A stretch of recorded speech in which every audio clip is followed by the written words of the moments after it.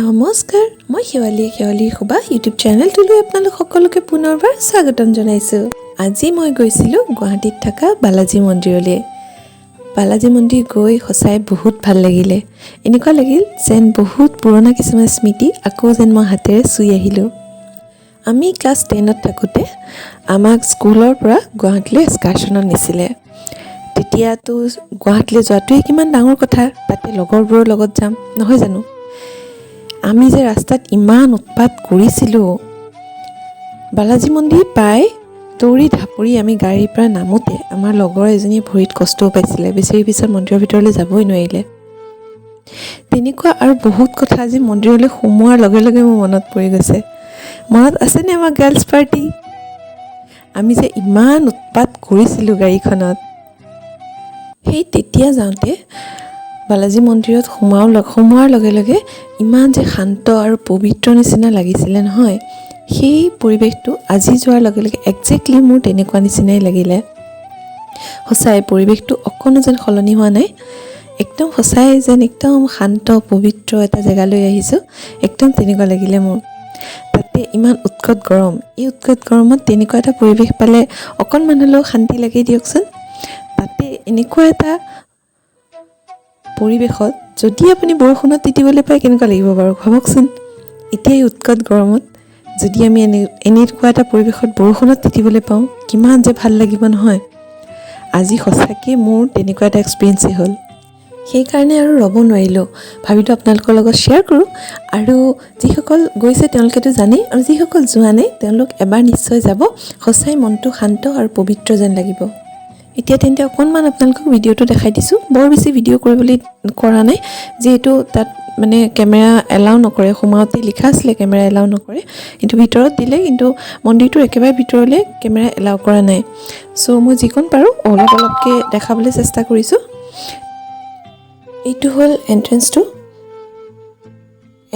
ভিতৰত ইয়াৰ এই মন্দিৰটো আৰু এটা মোৰ বহুত ভাল লাগিলে কি যে এণ্ট্ৰেঞ্চটোত ফাৰ্ষ্টটো এনেকুৱা পূৰা ধুনীয়াকৈ গেট বগাকৈ মঠৰ যিটো চাউথ ইণ্ডিয়ানত যিটো মঠবোৰ বনোৱা হয়, তো মঠৰ আৰ্হিত তেনেকৈ বনোৱা হৈ আছে, সেইটোতো আছেই। আৰু ভিতৰত যেতিয়া মন্দিৰবোৰ আছে প্ৰত্যেকটো মন্দিৰৰ সন্মুখত আকৌ ডাঙৰ ডাঙৰ গেটৰ নিচিনা মঠ আকাৰে মঠ আৰ্হিত তেনেদৰে আকৌ বনোৱা আছে।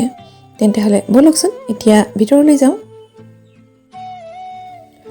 তো এণ্ট্ৰেঞ্চটো দি প্ৰথম সোমাওঁতেই মন্দিৰটোৰ লেফ্ট ছাইডে আছে গণেশজীৰ মন্দিৰ।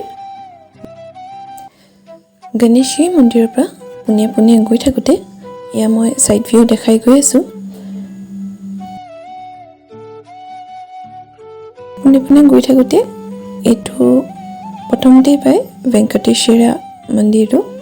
এই ভেংকটেশ্বৰা মন্দিৰটোৰ গেটটো হ'ল সেইটো, তাৰ ভিতৰতহে আকৌ মন্দিৰ আছে, আৰু তাৰ ভিতৰতে দুৰ্গা মাৰ মন্দিৰো আছে। আকাশখন দেখিছেনে বাৰু? ডাৱৰীয়া হৈ আহিছেই।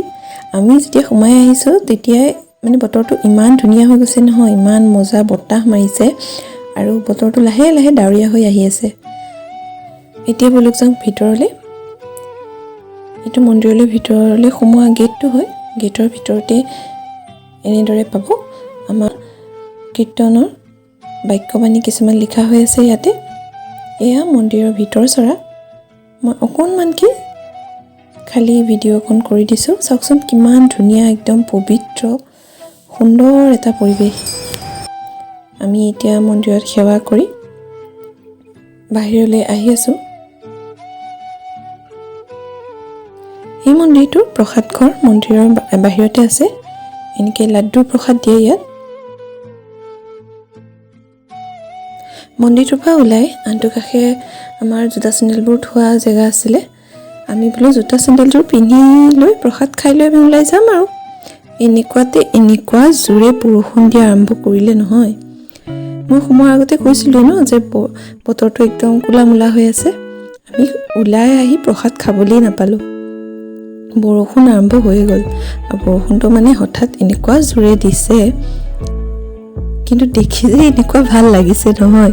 ভাবকচোন এই উৎকট গৰমত ইমান ঠাণ্ডা এটা পৰিৱেশত যদি ইমান ধুনীয়াকৈ বৰষুণ দিয়ে, ইমান একদম সেউজীয়াৰ মাজত ভাবকচোন ইমাজিন কৰিলেই যেন ভাল লাগি যাব এতিয়া মই আপোনালোকক পৰিৱেশটো দেখাইছোঁ ভাবক তেন্তে হ'লে আমাৰ কেনেকুৱা ফিল হৈছিলে এয়া মোৰ হাজবেণ্ডে বৰষুণ কেনেকুৱা দিছে চাবলৈ চেষ্টা কৰিছে ঘৰটো হ'লেতো তিতিয়ে থাকিলে হয় এয়া চাওক ইয়াত চালে গম পাব যে কিমান জোৰে আহিছে একদম যেন মুকুতা সৰাদি সৰিছে এনেকুৱা লাগিছিলে মোৰ একদম গোটেইখন বৰষুণ দি মানে সেউজীয়াৰ ওপৰত যেতিয়া বৰষুণ পৰে তেতিয়াহ'লে আৰু বেছি সেউজীয়া হৈ যায় ইমান মজা লাগিছিল নহয় মানে আপোনালোকে কেমেৰাত কিমান দূৰ বুজিব পাৰিছে নাজানো কিন্তু মানে মই বাই হাৰ্ট ইমান এনেকুৱা এটা ফিল কৰিছোঁ যিটো মই ভাষাৰে মানে আপোনালোকক বুজাব নোৱাৰোঁ ইমান মজা লাগিছিলে ইয়া চাওক গোটেই একদম বৰষুণ মই য'ত ৰখি আছোঁ তাত অলপ অলপ বৰষুণ দিয়ে আছে বৰষুণটো মোৰ মানে এটা উইকনেছ হয় বৰষুণৰ লগত খেলিব পালেতো মোৰ একোৱেই নালাগে মই জানিনে এতিয়াও বৰষুণ আহিলে মই নাও বনাওঁ আৰু তাতে ফটো দুখন মানে উঠিলোঁ ইমান সময় ৰখি আছোঁ কিনো কৰিম মা মই অলপ ফটো উঠিলোঁ আৰু এয়া বৰষুণ শেষ হ'লত আমি ওলাই দিলোঁ অকণ কিনকিনকৈ বৰষুণ পৰি আছিলে সেই গতিকে মূৰত মই দুপাত্তাখন লৈ লৈছিলোঁ আৰু ধুমধাম যি পাৰোঁ এখন দুখন ফটো উঠিলোঁ আৰু যিহেতু আমি ফটো ভালকৈ উঠিবই নাপালোঁ বৰষুণ দিয়েই দিলে তো এয়া আমাৰ উভতনি যাত্ৰা যাওঁতে মই ইয়াৰ পৰা ওলাই যোৱা এইটো মই ভিডিঅ' বনাইছোঁ চাওকচোন একদম কেনেকুৱা গোটেই বৰষুণ এৰাৰ পিছত যেতিয়া এনেকুৱা সেউজীয়া হৈ থাকে কিমান ভাল লাগিব মানে কিমান যেন একদম গোটেই পৰিষ্কাৰ ঠাণ্ডা একদম যেন মানে মোৰ গাৰ ৰুমে ৰুমে সোমাই গৈছে ঠাণ্ডাটো ইমান মজা লাগিছিলে ইমান মজা পৰিৱেশ চাওকচোন কি ধুনীয়া লাগিছে একদম গোটেইখন সেউজীয়া এৰি আহিবতো মনেই নাছিলে কিন্তু আমি নগাঁৱলৈ যিহেতু উভতি আহিব লাগিব সেই গতিকে আমি যিমান পাৰোঁ উৎপাতকৈ ওলাই আহিলোঁ যিহেতু কেনেবাকৈ যদি গুৱাহাটী পানীত ক'ৰবাত ফচিব লগা হয় তেন্তেতো জানেই আৰু গুৱাহাটীৰ পানীৰ কথা ক'বই নালাগে এনেদৰে উভতি আহিলোঁ বালাজী মন্দিৰৰ সেই সুন্দৰ পৰিৱেশৰ পৰা এয়া মোৰ মা আৰু দেউতা এয়া আমি মাজতে এখন দুখনমান ফটো উঠিলোঁ যিহেতু বৰষুণৰ কাৰণে আমি ভালকৈ উঠিব নোৱাৰিলোঁ বৰষুণৰ পিছতে এখন দুখন উঠিলোঁ আৰু যেন তেন তাৰ পৰা আমি এতিয়া এয়া নগাঁৱৰ ফালে যাত্ৰা কৰিছোঁ এইখন দেখুৱাৰ মোৰ উদ্দেশ্য এইটোৱেই যে বৰষুণত আমি গুৱাহাটীত ইমান ধুনীয়া এটা বৰষুণ পালোঁ নহয় এয়া ৰাস্তাত মই বৰষুণটো দেখি মানে মোৰ ইমান ভাল লাগি আছিলে তো গাড়ীৰ ভিতৰৰ পৰাই মই এনেকৈ গ্লাছৰ মাজেৰে এনেকৈ মই ভিডিঅ' কৰি আছিলোঁ আৰু মানে ভিউটো ইমান মজা আছিলে সন্মুখত যিটো পাহাৰ দেখিছে আপোনালোকে কিমান দূৰ বুজিব পাৰিছে মই নাজানো কিন্তু মানে পাহাৰটো ইমান মজা লাগিছিলে ভিউটো যে তাত মানে একদম ডাৱৰ লাগি আছিলে আৰু ডাৱৰখিনি দূৰৰ পৰা এনেকুৱা লাগিছিল যেন পাহাৰৰ বুকুৰ মাজেদি মানে একদম ধুনীয়া বগা যেন নদী এখন বৈ গৈছে ইমান সুন্দৰ লাগিছিলে চাওকচোন কিমান দূৰ আপোনালোকে ধৰিব পাৰিছে মই গম পোৱা নাই কিন্তু মানে উৎকট গৰমত বৰষুণ বুলি ক'লেই যেন গাটো ভাল লাগি যায় আৰু ইমান ধুনীয়া এটা সুন্দৰ পৰিৱেশ মই বোলো আপোনালোকৰ লগত অলপ হ'লেও যিমানকণ পাৰোঁ সেইকণকে মই শ্বেয়াৰ কৰোঁ এয়া চাওক আমি নগাঁও পালোহি তো নগাঁও সোমোৱাৰ অলপ আগৰ পৰাই আমাৰ বতৰ ফৰকাল তো আমি বৰষুণক বিদায় দি ফৰকাল বতৰক আদৰি নগাঁও পালোহি আৰু তেন্তে আজিৰ মোৰ যাত্ৰা ইয়াতে সমাপ্ত কৰিছোঁ এনেকুৱা উৎকট গৰমত এনেকুৱা ইমান ধুনীয়া পৰিৱেশৰ কাৰোবাৰ এক্সপিৰিয়েঞ্চ হৈছে যদি মোক কিন্তু নজনোৱাকৈ নাথাকিব দেই তেন্তে হ'লে আজিলৈ আহিছোঁ আকৌ এনেকুৱা যদি যাত্ৰা কেতিয়াবা দেখাব পাৰোঁ দেখাম বুলি আশাৰে নমস্কাৰ